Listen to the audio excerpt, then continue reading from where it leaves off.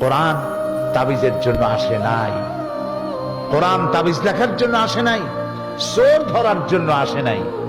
আমরা কোরআনের কাছে কখন যাই?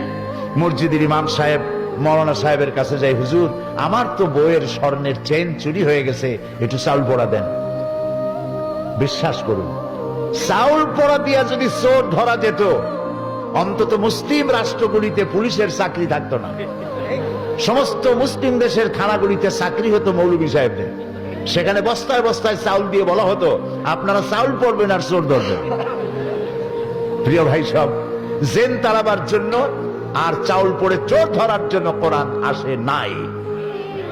কোরআন এসেছে একটি সুখী, সমৃদ্ধশালী, শোষণ মুক্ত, দুর্নীতি মুক্ত, একটি ভীতিহীন, নিরাপত্তাপূর্ণ, একটি সমৃদ্ধশালী রাষ্ট্র উপহার দেওয়ার জন্য কোরআন এসেছে। কোরআন শরীফ চোর ধরতে আসে নাই, চুরি বন্ধ করতে এসেছে। কোরআন ডাকাত ধরতে আসে নাই, ডাকাতি বন্ধ করতে এসেছে। কোরআন খুনিকে ধরতে আসে নাই, কোরআন অবৈধ রক্তপাতকে বন্ধ করে দেওয়ার জন্য এসেছে। কোরআন স্বৈরাচারকে ধরার জন্য আসে নাই, স্বৈরাচারের কালো হাতকে চিরকালের জন্য অবশ করে দেওয়ার জন্য কোরআন এসেছে। এটি হচ্ছে সেই কোরআন। দুর্ভাগ্য, সেই কোরআন বুঝি না।